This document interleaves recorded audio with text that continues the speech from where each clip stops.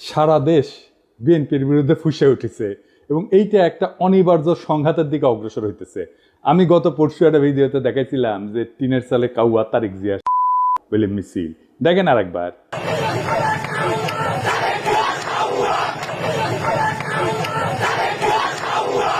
আজকে দেখেন একের পর এক মিছিল।